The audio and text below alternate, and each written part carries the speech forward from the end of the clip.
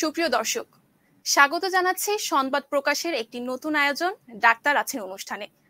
Doctor আছেন অনুষ্ঠানটি আয়োজন করার পেছনে আমাদের উদ্দেশ্যটি হচ্ছে স্বাস্থ্য বিষয়ক বিভিন্ন জানা অজানা তথ্য আপনাদের সামনে তুলে ধরা। আর এই জানা অজানা তথ্যের মাধ্যমে আপনাদের যৎসামান্য উপকারী লুকিয়ে থাকবে আমাদের এই আয়োজনের সার্থকতা। প্রতিটি পর্বে আমরা একটি নির্ধারিত বিষয় নিয়ে কথা বলবো এবং সেই সাথে আমাদের সাথে সেই বিষয় নিয়ে কথা বলতে সরাসরি যুক্ত হবেন বিশেষজ্ঞ চিকিৎসকরা। তারই ধারাবাহিকতায় আজকে আমরা কথা বলবো করোনা ও ডেঙ্গুতে শিশুদের স্বাস্থ্য। সঙ্গে রয়েছি আমি সঞ্জিতা আক্তার শম্পা। আর এই বিষয় নিয়ে কথা বলতে আমাদের সাথে সরাসরি যুক্ত হয়েছেন ডাক্তার কুন্তল রায়, শিশু বিশেষজ্ঞ, সহকারী অধ্যাপক, আনোয়ার খান মডার্ন হাসপাতাল। আপনাকে স্বাগত জানাচ্ছি আজকের এই আয়োজনে।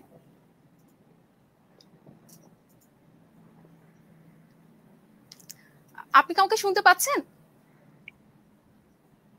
জি, শুনতে পাচ্ছি। জি, আজকে স্বাগত আপনাকে আজকের এই আয়োজনে।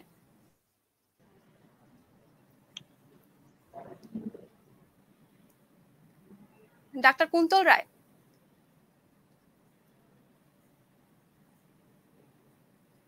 আপনি কি শুনতে পাচ্ছেন? জি জি, একটু নেটওয়ার্কে বোধহয় সমস্যা হচ্ছে। জি জি জি, টেকনিক্যাল সমস্যা ছিল হয়তো। প্রথমেই যে বিষয়টি নিয়ে আজকে আমরা কথা বলবো সেটি হচ্ছে করোনা ও ডেঙ্গুতে শিশুদের স্বাস্থ্য, এবং আপনি একজন শিশু বিশেষজ্ঞ। প্রথমে আসলে জানতে চাচ্ছিলাম, এই যে করোনার প্রকোপ বেড়ে চলেছে, তার মধ্যে এই বর্ষার মৌসুম, ডেঙ্গু শুরু হয়ে গেছে এবং যার প্রকোপ আমরা দেখতে পাচ্ছি ইতিমধ্যে, সেই সম্পর্কে আপনার কাছে আসলে জানতে চাচ্ছিলাম এই লক্ষণগুলো আসলে কি কি থাকে করোনা ও ডেঙ্গুতে শিশুদের ক্ষেত্রে। ধন্যবাদ। আমি ডাক্তার কুন্তল রায়। আমি আনোয়ার খান মডার্ন মেডিকেল কলেজ এবং হসপিটালে একজন শিশু বিশেষজ্ঞ এবং সহকারী অধ্যাপক হিসেবে কর্মরত আছি। বর্তমানে যে কোশ্চেনটি মিস সঞ্জিতা করলেন সেটা হলো যে কি সিমটম দেখা যায় বাচ্চাদের করোনা এবং ডেঙ্গুতে। প্রথমে আমরা যদি করোনার কথা চিন্তা করি, করোনাতে বাচ্চাদের যে সিমটম গুলা হয় সেগুলা বেশিরভাগের ক্ষেত্রে হয় যে প্রথমত জ্বর থাকে, এবং জ্বরটা সাধারণত অনেক সময় লো গ্রেড, যেটা আমরা বলি যে জ্বর 100 বা 101, অনেক সময় হাই গ্রেডও থাকতে পারে, 102 উপরে থাকতে পারে। এবং সেই সাথে সেই সাথে বাচ্চাদের যেটা হয় সেটা ক্ষুধামন্দা থাকে।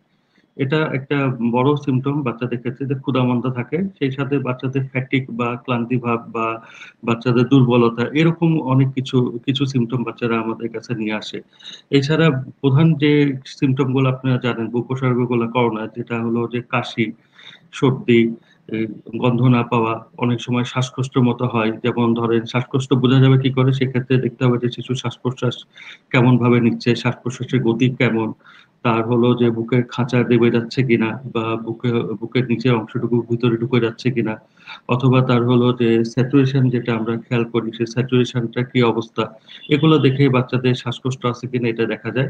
এছাড়াও আরো অনেক ধরনের সিমটম থাকতে পারে, যেমন সেই সাথে স্বাদ না পাওয়া, অতিরিক্ত কান্নাকাটি, অথবা হলো যে মাসেল পেইন, যেটা ছোট বাচ্চারা বলতে পারে না, কিন্তু বড় যারা তারা বলতে পারে যে শরীর ব্যথা, যেটা শরীর ব্যথা থাকতে পারে।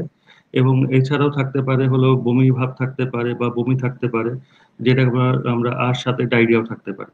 এই মানে করোনা আসলে বিভিন্ন রকম সিমটম নিয়ে আসে, কিন্তু প্রধান সিমটম গুলো এগুলি করোনা ক্ষেত্রে। আর ডেঙ্গুর ক্ষেত্রে আসলে ডেঙ্গু সিমটম গুলো পার্টিকুলারলি কিছু, যদি এটা ক্লাসিক্যাল ডেঙ্গু হয় সেক্ষেত্রে ক্লাসিক্যাল ডেঙ্গু ক্ষেত্রে কিছু সিমটম পার্টিকুলার থাকে, আর নন ক্লাসিক্যাল ডেঙ্গু ক্ষেত্রে আসলে কোনো পার্টিকুলার সিমটম থাকে না। তো ডেঙ্গুর ক্ষেত্রে যে সিমটম গুলো নিয়ে এসে, প্রথম কথা হলো জ্বর, এবং জ্বরটা খুব হাই গ্রেড জ্বর থাকে। আমরা যেটা দেখি যে জ্বর 102 বা তার উপরে 103, 4, 5ও থাকতে পারে। এবং জ্বরটা থাকে সাধারণত 5 থেকে 7 দিন। 5 দিন, প্রথম 5 দিন জ্বর থাকে, তারপর অনেক সময় দেখা যায় যে 1 দিন 2 দিন জ্বর থাকে না, আবার জ্বরটি ঘুরে আসে। এরকম সাধারণত জ্বরের সিমটম গুলো থাকে। এবং জ্বরের সাথে যেটা হয় যে ডেঙ্গুর থেকে আমরা বলি যে ব্রেক বোন ফিভার, মানে যারা বড় তারা বলতে পারে, যে যাদের ডেঙ্গু হয়েছে তারও এক্সপিরিয়েন্স আছে যে ডেঙ্গুতে প্রচন্ড শরীরে ব্যথা হয়, এবং সেটাকে মানে মনে হয় যে শরীরের হাড়গুলো ভেঙে যাচ্ছে, এই জন্য এটাকে বলা হলো ব্রেক বোন ফিভার। সুতরাং তাহলে বোঝা যাচ্ছে যে জ্বর থাকবে, জ্বরের সাথে মাথা ব্যথা থাকবে, চোখে ব্যথা থাকবে, শরীরে ব্যথা থাকবে, এবং তার সাথে থাকে পিঠে ব্যথা, বিশেষ করে মেরুদণ্ডে ব্যথা, কোমরে ব্যথা, হাতে পায়ে ব্যথা, বিভিন্ন জয়েন্টস গুলোতে ব্যথা থাকবে। এবং তার সাথে হলো যে তার বমি থাকতে পারে, বমির ভাব থাকতে পারে, ডায়রিয়া থাকতে পারে, পেটে ব্যথা থাকতে পারে। এবং সবচেয়ে বড় কথা যেটা ডেঙ্গু আর করোনার মধ্যে যেটা ডিফারেন্সিয়েট করার জন্য যেটা মূল ঘটনা সেটা হলো ডেঙ্গুতে সাধারণত, আমি আবার বলছি, ডেঙ্গুতে সাধারণত সর্দি কাশি এই ভাবগুলো সাধারণত থাকে না। কিন্তু করোনাতে বেশিরভাগ ক্ষেত্রে দেখা যায় যে, সব ক্ষেত্রেই থাকবে তার কোনো মানে নেই, তবে বেশিরভাগ ক্ষেত্রে সর্দি কাশি, গলা ব্যথা, গন্ধ না পাওয়া, স্বাদ না পাওয়া, এই সিমটম গুলা করোনাতে থাকে। জি, যেটি বলছিলেন প্রথম দিকে যে দুটি রোগেরই আসলে প্রধান যে লক্ষণটি দেখা যায় সেটি হচ্ছে সাধারণত জ্বর হয়ে থাকে। আপনি লক্ষণগুলো বললেন, তারপরও আমাদের অভিভাবকরা আসলে চিন্তিত থাকে এই যে সাধারণ জ্বরটি উঠছে, সেটিকে আসলে করোনা ভেবে চিকিৎসা করাবো নাকি ডেঙ্গু ভেবে চিকিৎসা করাবো, সে বিষয়ে যদি কিছু জানতে চাচ্ছিলাম। আসলে একজন অভিভাবকের সেক্ষেত্রে কি করা উচিত যখন তার সন্তানের জ্বর আসবে? আচ্ছা, ধন্যবাদ। এই সিজনে আমরা যে জ্বরগুলা পাচ্ছি, জ্বরগুলাকে আমরা যদি মোটা দাগে ভাগ করি তাহলে জ্বরগুলা 3 থেকে 4 ভাগে ভাগ করা যায়। একটি হলো সাধারণ ভাইরাস জনিত জ্বর, যেটা ইনফ্লুয়েঞ্জা। এই জ্বরও কিন্তু হচ্ছে, এমন না যে সবই কোভিড, সবই ডেঙ্গি, কিন্তু সাধারণ ইনফ্লুয়েঞ্জা ধরনের জ্বরও হচ্ছে। সুতরাং এটা জ্বর আসলে ইনফ্লুয়েঞ্জা হতে পারে, সাধারণ সর্দি জ্বর যেটাকে আমরা, সেটা হতে পারে, জ্বর ডেঙ্গু হতে পারে, জ্বর কোভিড হতে পারে, বা কোভিড ছাড়া অন্যান্য যে জ্বরগুলো হয় ঢাকা শহরে, যেমন ধরেন টাইফয়েড, এটা একটা বড় একটা পার্সেন্টেজ আমাদের কাছে বাচ্চারা নিয়ে আসে টাইফয়েড নিয়ে। তাছাড়া নিউমোনিয়া, আলাদা অন্যান্য জ্বরের কারণ তো আছে, কিন্তু মেইনলি এখন আমরা মোটা দাগে যে জ্বরগুলো দেখি যেটাকে আমরা ভাগ করি হলো সাধারণ জ্বর, ডেঙ্গু জ্বর, জ্বর, করোনা এবং হলো আদার্স। তো যদি সাধারণ জ্বর হয় সেক্ষেত্রে দেখা যাবে যে জ্বরটা 2 থেকে 3 দিন থাকবে, এবং জ্বরটা অল্প হতে পারে, মানে যেটাকে আমরা লো গ্রেড ফিভার বলি, অল্প হতে পারে, বেশি হতে পারে, যেটা হাই গ্রেড 102, 103, কিন্তু ইউজুয়ালি সাধারণত 2 থেকে 3 দিন থাকে, তারপরে অন্য কোনো মানে জ্বর কমে যায়, জ্বরের সাথে অন্য কোনো সিমটম থাকে না। হ্যাঁ, সামান্য সর্দি কাশি থাকতে পারে, কিন্তু সাধারণত এখান থেকে সর্দি কাশি, নাক দিয়ে পানি পড়া, এগুলো থাকতে পারে, কিন্তু কাশি সেরকম খুব সিভিয়ার কাশি থাকবে না, বা সর্দি জ্বরও খুব সিভিয়ার হবে না। কিন্তু যদি এটা ডেঙ্গু হয়, তাহলে ডেঙ্গুর সাথে আমি আগে যেটা বলছিলাম, ডেঙ্গুতে জ্বর হবে, জ্বরের সাথে কিন্তু শরীরে ব্যথা থাকবে, শরীরে ব্যথা এবং প্রচন্ড ব্যথা হবে, সেই সাথে মাথা ব্যথা, চোখে ব্যথা, আপনার হলো যে পিঠে ব্যথা, বিভিন্ন জয়েন্টসে ব্যথা, এগুলো থাকবে। সেই সাথে হলো তার হলো ভমিটিং, ডায়রিয়া, পেটে অ্যাবডোমিনাল পেন, মানে পেটে ব্যথা যেটা বলি আমরা, এগুলো থাকবে। ইউজুয়ালি সাধারণত ডেঙ্গুতে এগুলো থাকে। আর কোভিড এর ক্ষেত্রে যেটা আমরা প্রথম খেয়াল করতে হবে সেটা হলো যে বাসাতে অন্য কেউ কোনো মেম্বার হলো এফেক্টেড কিনা, অথবা হলো বাসাতে যারা আসছিলেন গত 15 দিনের মধ্যে তাদের মধ্যে কেউ এফেক্টেড হয়েছে কিনা। কারণ বাসাতে বাচ্চা যদি বাসাতেই থাকে তাহলে এটা বুঝতে হবে যে কারোর কাছ থেকে সে ইনফেকশনটা তার কাছে আসছে। সেক্ষেত্রে বাসার যদি কেউ, মানে history of COVID infected patient, এক্সপোজারদের কোনো হিস্ট্রি আছে কিনা, এটা সবার আগে খেয়াল করতে হবে। সাধারণত আমরা যে বাচ্চাগুলো পাচ্ছি দেখা যাচ্ছে যে বড়রা এফেক্টেড হয়েছে, বড়দের কাছ থেকে বাচ্চা এফেক্টেড হয়েছে, এরকমই সাধারণত আমরা পাই। এবং সেক্ষেত্রে দেখতে হবে যে প্রথম কথা হলো একটা, যে হিস্ট্রি আছে কিনা তার কোভিড সাসপেক্টেড পেশেন্টের সাথে হলো যে কোনো কন্ট্যাক্টে, নাম্বার ওয়ান। নাম্বার টু হলো তার হলো জ্বরের সাথে শ্বাসকষ্ট বা রেসপিরেটরি সিমটম যেগুলা, এগুলা বেশি করে খেয়াল করতে হবে। তার হলো সর্দি কাশি, এই বিশেষ করে নাকে গন্ধ না পাওয়া, খাবারের স্বাদ না পাওয়া, এবং ছোট বাচ্চা হলে বেশি বা অতিরিক্ত কান্নাকাটি করতেছে, বা খুব বেশি নাক বন্ধ হয়ে যাচ্ছে, বা শ্বাসকষ্ট হচ্ছে, এই জিনিসগুলো আসলে কোভিডে দেখতে হবে। কিন্তু প্রথম 3 দিন আসলে রোগগুলোকে ডিফারেন্সিয়েট করা খুব কঠিন। কিন্তু সেক্ষেত্রে দেখতে হবে যে অন্যান্য সিমটম যেগুলো আছে সেগুলাকে ভালো করে খেয়াল করতে হবে। এটা কি সাধারণ সর্দি কাশি নাকি ডেঙ্গুর কোন সিমটম আছে। যেমন ডেঙ্গু সাধারণত হয় হলো একটা নির্দিষ্ট এরিয়াতে, যখন হচ্ছে দেখা যাবে সেই এরিয়ার অনেক বাচ্চা বা অনেক রোগী বা একটা ফ্যামিলির মধ্যে অনেকে ডেঙ্গুতে আক্রান্ত হচ্ছে। সাধারণত ডেঙ্গুতে এটাও দেখা যায়, কিন্তু সাধারণ সর্দি কাশিতেও দেখা যায়, কিন্তু সাধারণ সর্দি কাশি এরকম ক্লাস্টার হিসেবে হয়। জি, আপনার কথার মাধ্যমে আসলে উঠে আসলো যে অভিভাবকের উচিত আসলে পারিপার্শ্বিকতা এবং লক্ষণগুলোতে নজর রাখা এবং পার্থক্য করা আসলে কোন রোগটি হতে পারে। যদি একটু করোনার দিকে যাই, সেটি হচ্ছে প্রায় ১.৫ বছর যাবৎ, ২ বছর হতে চলছে করোনার প্রকোপ বেড়েছে। কিন্তু এই বছর শিশুদের মধ্যে আক্রান্তের সংখ্যা যদি দেখি, মানে গত বছরের তুলনায় অনেক বেশি। ঢাকা মেডিকেল কলেজ ইউনিটের শিশু ইউনিটে গড়ে প্রতিদিন ২০ জন করে ভর্তি হচ্ছেন। একটি তথ্যে উঠে এসেছে এবং একটি দেখা যাচ্ছে যে 0 থেকে 10 বছর বয়সের মধ্যে গত পরশুর যদি একটি ফলাফল দেখি, প্রায় 54 জন মারা গিয়েছে। তাহলে হঠাৎ করে এই ভয়াবহতা কেন শিশুদের মধ্যে, মানে এত দ্রুত কিভাবে ছড়াচ্ছে, তারা করোনা আক্রান্ত আসলে কিভাবে হচ্ছে, তার পেছনে আসলে কি কারণ কাজ করছে যদি একটু বলতেন। আচ্ছা, প্রথম কথা হলো আসলে এটা নতুন না, আগেও হয়তো শিশু ইনফেক্টেড হয়েছে, কিন্তু প্রথমের দিকে যখন হতো তখন হয়তো যে স্ট্রেন গুলা নিয়ে আসছিল সেই স্ট্রেন গুলাতে বাচ্চাদের তেমন কোনো সিমটম হচ্ছিল না, যে জি। কারণে হলো যে অভিভাবকরা টেস্টও কম করাতে, এবং টেস্ট কম করানোর জন্য দেখা যেত যে সেই সময় আমরা ডিটেকশনও কম হচ্ছে। কিন্তু বর্তমানে যে স্ট্রেনটা আসছে সেটা ভারতীয় স্ট্রেন বা ইন্ডিয়ান স্ট্রেন অথবা ডেল্টা স্ট্রেন যেটাই বলি আমরা, সেটি আসলে দেখা যাচ্ছে যে সকল বয়সে সকল মানুষকেই ইনফেক্টেড করতেছে, এবং ইনফেক্ট হলে তাদের সবাই সিমটম ডেভেলপ করতেছে। যখন সিমটম থাকতেছে তখনই আসলে মানুষ বা অভিভাবকরা তাদের বাচ্চাদের টেস্ট করাচ্ছে, এবং টেস্ট করানোতেই দেখা যাচ্ছে যে ধরা পড়ছে। এবং এই ভেরিয়েন্টটা আসলে একটু সবাই জানেন, আমরা আগেও বলছি যে পেশেন্টটা এই ভেরিয়েন্টটা হলো একটু মারাত্মক, যেই কারণে হলো যে মারাত্মক ভেরিয়েন্ট হিসেবেই বাচ্চাদের হলো সিমটম গুলা খুব তাড়াতাড়ি ডেভেলপ করতেছে। এর আগের ভেরিয়েন্ট গুলো এতটা মারাত্মক ছিল না, বাচ্চাদের সিমটমটা কম ডেভেলপ করতেছিল, এবং এই ভেরিয়েন্টের ক্ষেত্রে বাচ্চাদের সিমটম গুলো বেশি ডেভেলপ করতেছে, এবং এই কারণেই হলো যে এখন শিশু ভর্তি হার বেশি। এবং আপনি যেটা বললেন যে মারাত্মক, গত 1 বছর ধরে সারা পৃথিবীতে বিভিন্ন রকম ডাটা আছে, বিভিন্ন রকমের সারা পৃথিবীতে বিভিন্ন রকম আমরা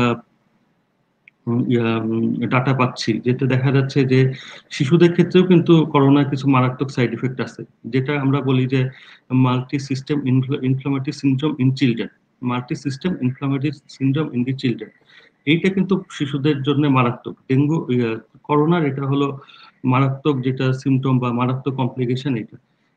এই ক্ষেত্রেই হলো যে সবচেয়ে ভয়, এবং এটাই হলো যে শিশুদের ক্ষেত্রে বা বাচ্চাদের ক্ষেত্রে এটাই ভয়ের কারণ। বড়দের যেমন শ্বাসকষ্ট হয়, কাশি হয়, লাংস ইনভলভমেন্ট হয়, নিউমোনিয়া, কোভিড নিউমোনিয়া ও দেখা যায়, বাচ্চাদের ক্ষেত্রে এটা মারাত্মকটা দেখা যায় হলো multi system inflammatory syndrome in the children. এবং সেই ক্ষেত্রে আহ, যদি কারো করোনা ডিটেকশন হয় কোনো বাচ্চার, সেক্ষেত্রে প্রথমে যদি সিমটম থাকে এবং বাসায় কারোর যদি করোনার আক্রান্ত থাকে, এরকম হিস্ট্রি থাকে, সিমটম থাকুক বা না থাকুক, আমার মনে হয় যে প্রথমেই হলো তার টেস্ট করা উচিত। টেস্ট করে যদি তার পজিটিভ আসে সেক্ষেত্রে তাকে অবশ্যই একজন শিশু বিশেষজ্ঞ অথবা যারা করোনা নিয়ে কাজ করতেছে বা শিশু করোনা নিয়ে কাজ করতেছে তাদের সাথে কথা বলা উচিত। এবং সব যদি দেখা যায় যে আমরা তৃতীয় দিনের পরও বাচ্চার জ্বর থাকতেছে, সেক্ষেত্রে আমরা কিছু বেসলাইন পরীক্ষা নিরীক্ষা করি।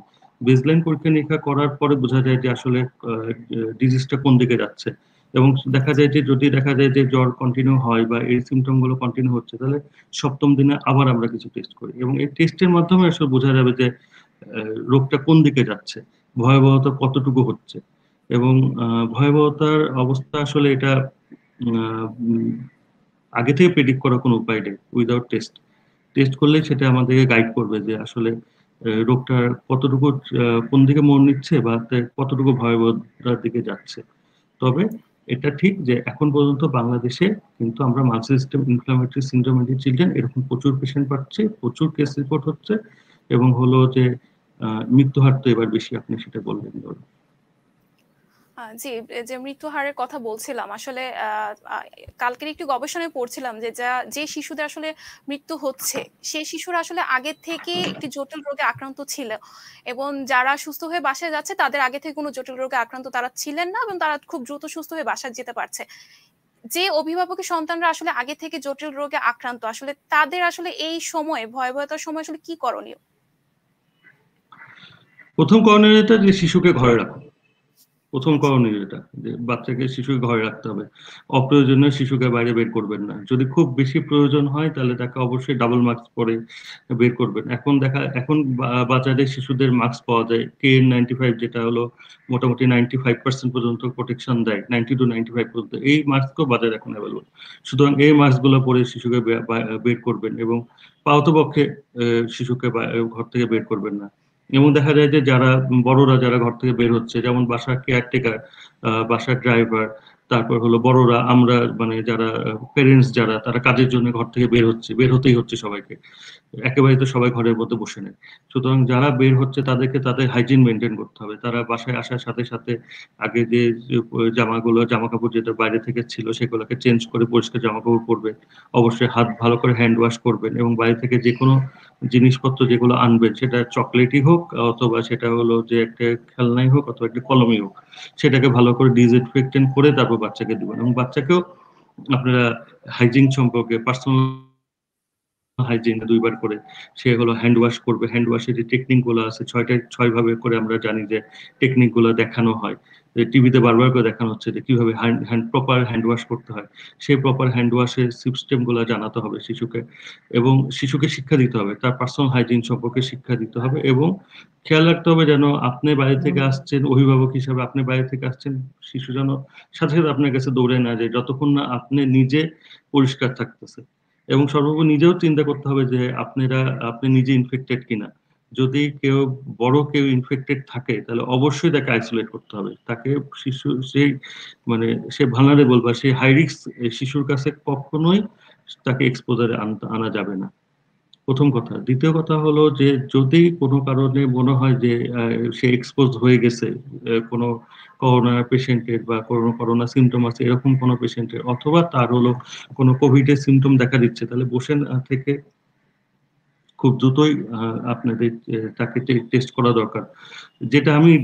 আমরা যেটা দেখি যে বা এখনকার সবার মধ্যে একটি যেটা শিক্ষিত বা অল্প শিক্ষিত সবার মধ্যেই এটা টেন্ডেন্সি আছে যে সব টেস্ট করবে, কোভিড টেস্ট করানোর সময় তারা সবসময় একটা ভয়ভীতি কাজ করে বা নেগলিজেন্সি কাজ করে। আমরা ঠিক আসলে সাইকোলজি বলা খুব কঠিন মানুষের, তবুও দেখি যে ভয়ভীতি কাজ করে এটা বেশি, যে যদি করোনা হয়। তাহলে এটা আসলে এই ভয়ভীতি থাকলে হবে না। আপনি যদি মনে হয় যে করোনার কোনো সিমটম আছে, অবশ্যই টেস্ট করতে হবে। টেস্ট করে কনফার্ম করতে হবে যে বাচ্চা কোভিড হয়েছে কিনা। যদি কোভিড হয়ে থাকে তাহলে আমি যেভাবে বললাম যে ৩য় দিন থেকে অবশ্যই একজন বিশেষজ্ঞ পরামর্শ নেবেন। যেহেতু আপনার বাবু বা আপনার বাচ্চা হলো হাই রিস্ক, সেহেতু তার সব বেসলাইন ইনভেস্টিগেশন করতে হবে, এবং সবসময় একজন শিশু বিশেষজ্ঞ অথবা যে এমন বিশেষজ্ঞ যে করোনা নিয়ে কাজ করতেছেন তার শরণাপন্ন হতে হবে, তার কন্ট্যাক্টে থাকতে হবে। এবং সত্যি কথা যে ঢাকা শহরে, বাংলাদেশে না, ঢাকা শহরেও শিশুদের করোনা নিয়ে কাজ করতেছে এরকম হসপিটালের সংখ্যা খুব কম। সুতরাং একবার যদি ভয়াবহ আকার ধারণ করে তাহলে কিন্তু এটা আমাদের পক্ষে ম্যানেজ করা খুব কঠিন হয়ে যাবে। জি। এবার একটু ডেঙ্গুতে ফিরে আসি। আসলে যদি আমরা দেখি যে অন্যান্য বছর যেমন ডেঙ্গুর কিছু ধরন ছিল, ডেন ১ বা ডেন ২ যেগুলো বলে। এবছর নতুন ধরনের ২ টি ধরন দেখা দিয়েছে, সেটি হচ্ছে ডেন ৩, ডেন ৪ এবং এর ভয়াবহতা অনেক বেশি। আসলে কি ধরনের লক্ষণ এই ধরনগুলোতে দেখা পায়, অথবা এর জটিলতাটা আসলে কতটুকু ভয়ংকর হতে পারে, সেগুলো যদি একটু জানাতেন। আচ্ছা, প্রথম কথা হলো ডেঙ্গুর ৪টা ভ্যারাইটি আছে, যেটা আপনি বলতেছিলেন যে এটা ৪টা ভাইরাসের ভ্যারাইটি। একটা ভাইরাসের ভ্যারাইটি থাকে। সেই ভ্যারাইটি হলো ৪টা ভ্যারাইটি: ডেন 1, ডেন 2, ডেন 3, ডেন 4। এই ৪টা ভ্যারাইটি আগে থেকে ছিল, এবং প্রথম যখন ডেঙ্গু আবিষ্কার হয়, ডেঙ্গু এর ৪টা ভ্যারাইটি নিয়ে আবিষ্কার হয়েছে। ভ্যারাইটি ৪টা প্রথম থেকে ছিল, কিন্তু আসলে আগে হয়তো এভাবে করে কোনো গবেষণা হয় নাই যেখানে দেখা গেছে যে কোন ভ্যারাইটি দিয়ে মানুষ বেশি ইনফেক্টেড হচ্ছে। কিন্তু গত ৩-৪ বছর ধরে আমরা এই ভ্যারাইটিটা বের করতে পারছি, এবং আমাদের গবেষণার কাজ অনেক বেশি আগাইছে। এই কারণে আমরা বুঝতে পারতেছি যে এখন মানুষ কোন ভ্যারাইটিতে বেশি আক্রান্ত হয়। ২০১৯ সালেও কিন্তু ডেন 3 স্ট্রেন দিয়ে বেশি আক্রান্ত হয়েছিল, এবং ২০১৯ সালে কিন্তু ভয়াবহতা বেশি ছিল, কারণ হলো ডেন 3 স্ট্রেনটা একটু বিপজ্জনক রূপ ধারণ করছিল। সুতরাং এই বছরও আমরা ডেন 3, ডেন 4 এই দুটা স্ট্রেন বেশি পাওয়া যাচ্ছে। এটাও ঠিক যে আপনি যেটা বলছেন এটাও অ্যাবসলিউটলি কারেক্ট যে এই দুটা স্ট্রেনই পাওয়া যাচ্ছে। এবং ভয়াবহতার ক্ষেত্রে যেটা যে প্রথম ডেঙ্গু সবসময় এমন একটি রোগ যেটা প্রথম যখন কারো হয়, ফার্স্ট টাইম যে ইনফেক্টেড হয় ডেঙ্গুতে, সাধারণত তাকে নর্মাল ভাইরাল ফিভারের মতো আচরণ করে। এটা যে স্ট্রেন্ডেই হোক, ডেন 1, ডেন 2, ডেন 3, ডেন 4, যে স্ট্রেন্ডেই হোক, সাধারণত, আমি আবার বলতে সাধারণত, প্রথমবার যখন সে ইনফেক্টেড হবে সে সাধারণ জ্বর হিসাবেই সাধারণত থাকে। দ্বিতীয়বার যখন সে ইনফেক্টেড হয় তখন সেটি দ্বিতীয়বার বা তৃতীয়বার যখন ইনফেক্টেড হয় অন্য স্ট্রেন দিয়ে, এটা যে কোনো ৩-৪টির মধ্যে একটি স্ট্রেন দিয়ে একবার যদি ইনফেক্টেড হয়, পরবর্তী সেই স্ট্রেন দিয়ে ইনফেক্টেড হবে না। কিন্তু অন্য কোনো স্ট্রেন দিয়ে যদি আবার সে ইনফেক্টেড হয়, তখন তার ভয়াবহ মাত্রা বেশি থাকে। এবং ভয়াবহতা কি, যে আমরা এবছর যেটা পাচ্ছি এবং 2019 সালেও যেটা পাচ্ছিলাম, যে বাচ্চাদের ক্ষেত্রে বড়দের ক্ষেত্রে দুটো মানে উভয় সব রোগীর ক্ষেত্রে সব বয়সের ক্ষেত্রে যে বাচ্চারা হঠাৎ করে বাচ্চারা শকে চলে যাচ্ছে। শকে চলে যাওয়া মানে তার হলো হঠাৎ করে দেখা যাচ্ছে যে পানি শূন্যতা দেখা দিচ্ছে, বাচ্চা হঠাৎ করে ব্লাড প্রেশার কমে যাচ্ছে, বাচ্চার খুব দ্রুত প্লেটলেট কাউন্ট কমে যাচ্ছে, বিভিন্ন বাচ্চা ব্লিডিং নিয়ে আসতেছে। এবং এইসবই হলো ভয়াবহতা। ভয়াবহতা খেয়াল করতে হবে, ডেঙ্গু যদি কোনো রোগী আপনার বাসায় থাকে, সে বাচ্চা হোক সে বড় হোক, সে মানে কিছু সিমটম আছে যেগুলো আমরা বলি ওয়ার্নিং সাইন, যেগুলো খেয়াল করতে হবে। কি কি? যেমন প্রথমত সে যদি একেবারে খেতে না পারে, সে যদি খুব বেশি বমি করে, যদি দেখা যায় যে শ্বাসকষ্ট হচ্ছে, অথবা হলো বুকে ব্যথা, অথবা হলো যে পেটে ব্যথা, এরকম কোনো কিছু দেখা যায়, তার যদি প্রস্রাবের পরিমাণ খুব কমে যায়, দেখা যাচ্ছে যে জেগে থাকা অবস্থায় একটি বাচ্চা যদি 9 ঘন্টা থেকে 12 ঘন্টা প্রস্রাব না করে, অথবা দিনে যদি 24 ঘন্টাতে যদি 4-5 বারে কম প্রস্রাব করে, তাহলে বুঝতে হবে যে বাচ্চার পানি শূন্যতা দেখা দিচ্ছে। এবং সেই সাথে যদি ব্লাড প্রেশারটা দেখা যায়, তাহলে অবশ্যই ব্লাড প্রেশার মনিটর করে দেখতে হবে যে ব্লাড প্রেশারের কি অবস্থা। এবং যদি শরীর দেখা যাচ্ছে, অনেক বাচ্চা আমরা পাই যে আমাদের কাছে যখন আসে একদম ঠান্ডা, শরীর ঠান্ডা হয়ে গেছে, এটা দেখে আমরা বুঝি যে বাচ্চা শকে চলে যাচ্ছে বা শকের ফিচার নিয়ে আসছে। এইগুলো জিনিস খেয়াল করতে হবে যে এই ডেঞ্জার সাইন গুলা বা এই ওয়ার্নিং সাইন গুলা আছে কিনা। যদি থাকে, তাহলে যত দ্রুত সম্ভব তাকে এমন একটি হসপিটালে নিয়ে যেতে হবে যারা এই ডেঙ্গু এরকম শক ম্যানেজ করতে সক্ষম। আমাদের মধ্যে জি। একটি মিসআন্ডারস্ট্যান্ডিং আছে যে সবাই মনে করে যে ডেঙ্গু পেশেন্ট আসলে বা খারাপ হয়ে গেলে তাকে পিআইসিইউ ম্যানেজমেন্ট লাগবে। আসলে পিআইসিইউ ম্যানেজমেন্ট কিন্তু শকের জন্য লাগে না। শকের জন্য লাগে হলো দুটা জিনিস। এক নম্বর হলো একজন অভিজ্ঞ ডাক্তার যে জানে যে ডেঙ্গু শক কি, ডেঙ্গু শক কিভাবে ম্যানেজ করতে হয়। আর 2 নম্বর হলো যে আপনার প্রচেষ্টা থাকতে হবে, এবং হলো যে সঠিক সময়ে ডাক্তারের কাছে আসতে হবে। একটা সময়ে দেখা যায় যে যদি শক প্রফাউন্ড হয়ে যায়, মানে শকটা যদি ডিলেড হয়ে যায়, প্রফাউন্ড শক বলে আমরা, এই ক্ষেত্রে কিন্তু মানে আমি চেষ্টা করেও বাঁচানো খুব কঠিন হয়ে যায়। একজন চিকিৎসক সবসময় চায় যে প্রতিটা রোগী সে বাঁচাতে পারবে, বাঁচাবে, কিন্তু বাঁচা মানে বাঁচাতে পারারও কিছু ফিজিবিলিটি আছে, যেটি আপনাদের মতো যারা অভিভাবক আছে তাদের উপর নির্ভর করবে। সুতরাং এখন এই সময়তে ডেঙ্গু পাওয়া যাচ্ছে, এবং আমার যেটা অনুরোধ থাকবে যে সব রোগকেই ডেঙ্গু না ভাবা, সব রোগকেই করোনা না ভাবা, সব রোগকেই সাধারণ না ভাবা। অন্তত একজন বিশেষজ্ঞর পরামর্শ নিন যে এই রোগগুলোকে ডিফারেন্সিয়েট করতে পারবে যে আসলে আপনার বাচ্চা কি হয়েছে। আচ্ছা, জি, আসলে বিশেষজ্ঞের পরামর্শের কথা বলছেন। এরকম আমাদের আসলে বাংলাদেশে যদি দেখি, আ অভিভাবকরা আসলে এখন জ্বর হলেই কিছু সংখ্যক অভিভাবক করোনার টেস্ট করাচ্ছেন। তাহলে আপনারা কি এই ধরনের পরামর্শ দিবেন কিনা যে জ্বর হলে আসলে তাকে ডেঙ্গু এবং করোনা এখনকার সময়ের জন্য দুটোই টেস্ট করা উচিত? আসলে পরামর্শ নির্ভর করে, প্রথম তো সব বাচ্চাকে সব টেস্ট করা সম্ভব না। সুতরাং আচ্ছা, প্রথমে আমি ব্যক্তিগতভাবে যেটা মনে করি যে সবাইকে খেয়াল করতে হবে যে তার সিমটমটা কোন দিকে যাচ্ছে। তাকে এটা সাধারণ, আচ্ছা, আমি বলছিলাম যে ভাগ করবো মোটা দাগে যে সাধারণ ডেঙ্গু, সরি সাধারণ জ্বর, এটি কি ডেঙ্গু জ্বর, এটি কোভিড, নাকি এটা করোনা। হলো যে আদার্স কোনো কিছু। সুতরাং টেস্টও এভাবেই করতে হবে। নিজে টেস্ট না করে আমার মনে হয় একজন বিশেষজ্ঞ পরামর্শ নেন, বিশেষজ্ঞই আপনাকে গাইড করবে যে আপনার কোন দিকে যাওয়া উচিত। জি। আ এই করোনা পরিস্থিতিতে আপনি জানেন করোনার কারণে আসলে বাংলাদেশ সরকার বারবার লকডাউনের পথে হাঁটছে। এবং আমরা দেখতে পাচ্ছি অনেক সময় আসলে হাসপাতাল পর্যন্ত অনেক সময় যাওয়াও আসলে হয়েও ওঠে না, অথবা সুযোগটা হচ্ছে না, যেহেতু আমাদের পরিবহন ব্যবস্থাও বন্ধ করে দেওয়া হয়। তো সেই কারণে আসলে একজন অভিভাবক তিনি তার সন্তানকে যদি বলি ০ থেকে ৩ মাস বয়সী খুবই ছোট বাচ্চারা এবং এরপরে ১০ বছর বয়সী বাচ্চাদের আসলে বাসার ভিতরে কি, কি পরিচর্যা তারা করতে পারে। যদি নরমাল জ্বর, যে কথাটা সাধারণ জ্বরের কথা বললেন, হয়তোবা ১০১ ডিগ্রির মধ্যেই সেটা সীমাবদ্ধ রয়েছে। সাধারণ পরিচর্যাগুলো বাসায় আসলে কি ধরনের পরিচর্যা হতে পারে সেই বিষয়ে আসলে জানতে চাচ্ছিলাম। যে এজ গ্রুপটা বললেন, এই এজ গ্রুপ কিন্তু খুব ভালনারেবল এজ গ্রুপ, 0 আচ্ছা, থেকে 3 মাস। কারণ হলো আমরা বলি যে 0 থেকে 28 দিন এই বয়সের বাচ্চার জ্বর হলেই অবশ্যই শিশু বিশেষজ্ঞের কাছে নিয়ে যেতে হবে। আচ্ছা, আচ্ছা। অত শিশু বিশেষজ্ঞ না হলেও একজন মানে একজন আহ, চিকিৎসকের কাছে নিয়ে যেতে হবে। তাকে চিকিৎসক হতে হবে, মিনিমাম একজন এমবিবিএস চিকিৎসকের কাছে নিয়ে যেতে হবে 16 থেকে 28 দিনের মধ্যে জ্বর আসলে। কারণ হলো যে এই সময় এই 16 থেকে 28 দিনের জ্বর কেন, এটা খুঁজে বের করতে হবে প্রথম কথা। এবং যদি 3 মাস আমি চিন্তা করি, সেক্ষেত্রে কিছু জিনিস খেয়াল করতে হবে। যে জ্বর আসছে, তাহলে আমরা প্রথমে জ্বরটা মাপবো। জ্বর যদি 100 থাকে বা তার উপরে যায়, সেক্ষেত্রে আমরা প্যারাসিটামল সিরাপ অথবা ড্রপ অথবা সাপোজিটরি, তিনটার মধ্যে যে কোনো একটি ব্যবহার করব।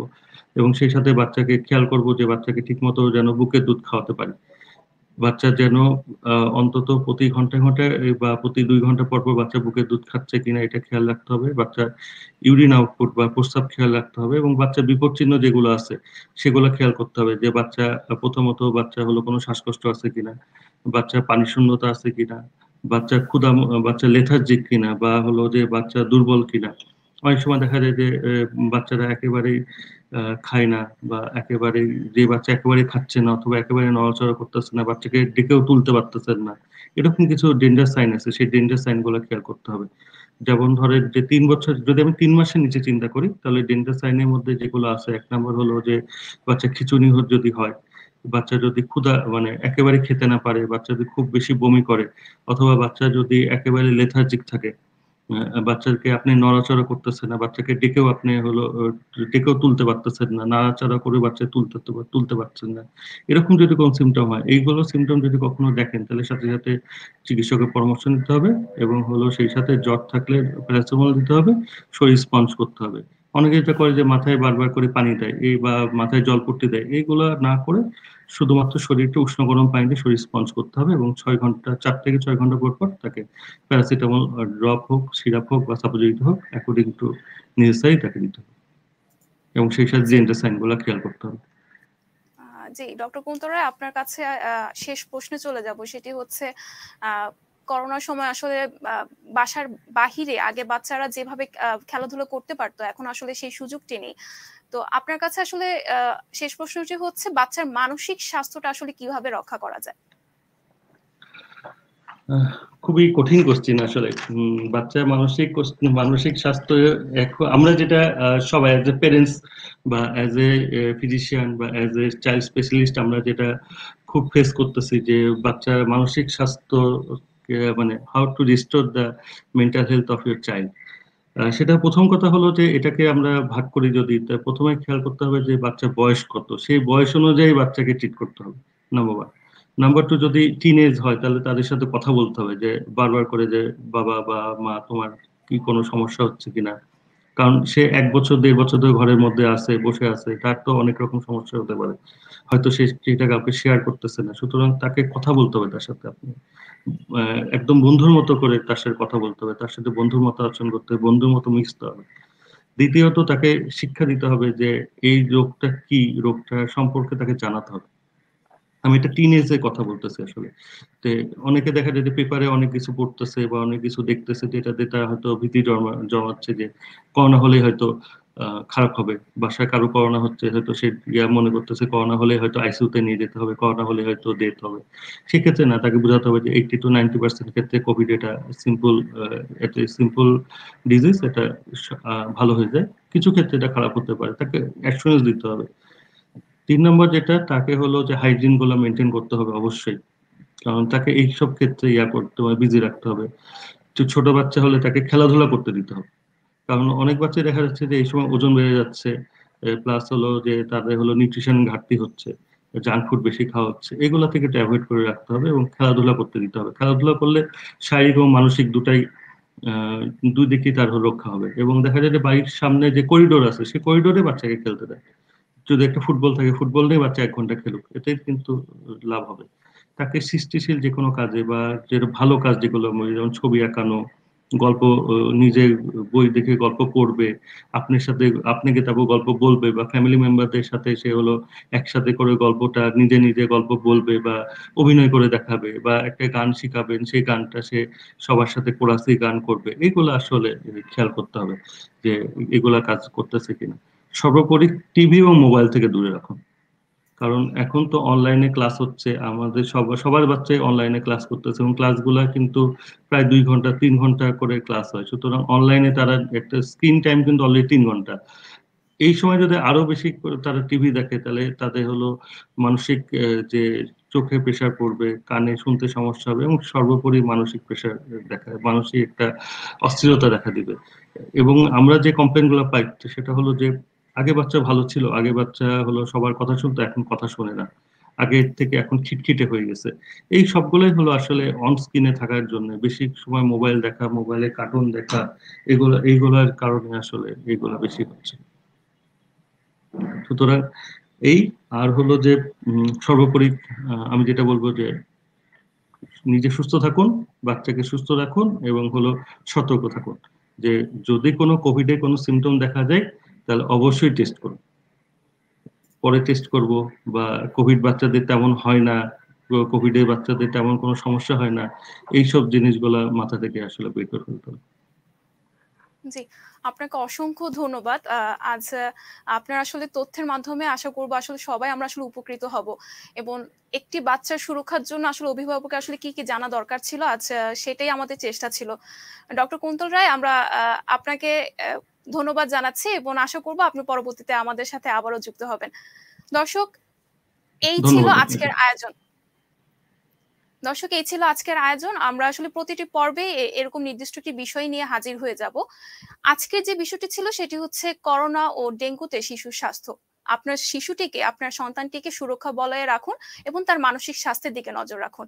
আজ এই পর্যন্তই। সংবাদ প্রকাশের সাথেই থাকুন। সংবাদ প্রকাশের ফেসবুক এবং ইউটিউব পেজে চোখ রাখুন।